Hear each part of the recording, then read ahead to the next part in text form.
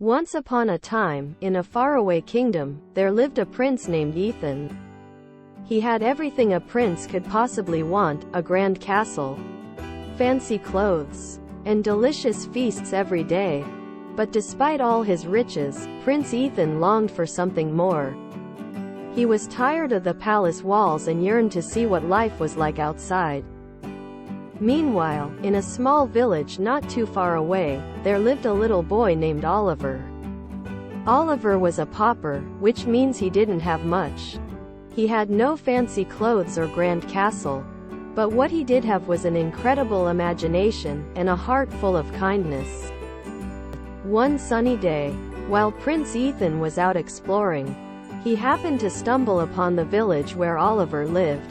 As he walked through the busy streets, Prince Ethan noticed how everyone treated him differently, simply because he was a prince.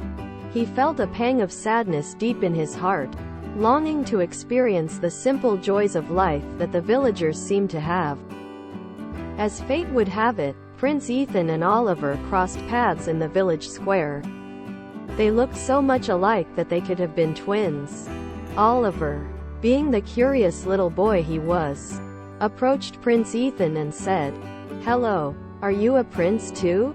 Prince Ethan chuckled and replied, "Yes, I am, but I want to know what it feels like to be a regular boy like you." Oliver's eyes lit up with excitement. He then hatched a plan. "Why don't we switch places for a day?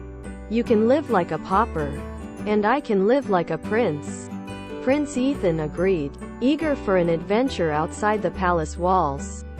And so, the next morning, Oliver dressed in fancy clothes and wore a shiny crown while Prince Ethan put on Oliver's simple clothes and traveled to the village.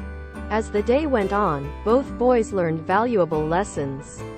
As Prince Ethan roamed the village, he quickly realized that there was joy to be found in the simplest of things.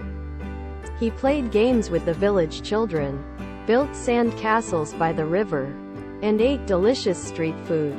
The villagers welcomed him with open arms and treated him with kindness, not knowing his true identity. Meanwhile, Oliver discovered the responsibilities that come with being a prince. He had to attend tedious meetings, wear uncomfortable clothes, and sit through never-ending royal banquets. While everyone treated him with respect, Oliver couldn't help but long for the freedom he had as a pauper. At the end of their day, Prince Ethan and Oliver met up in the village square again.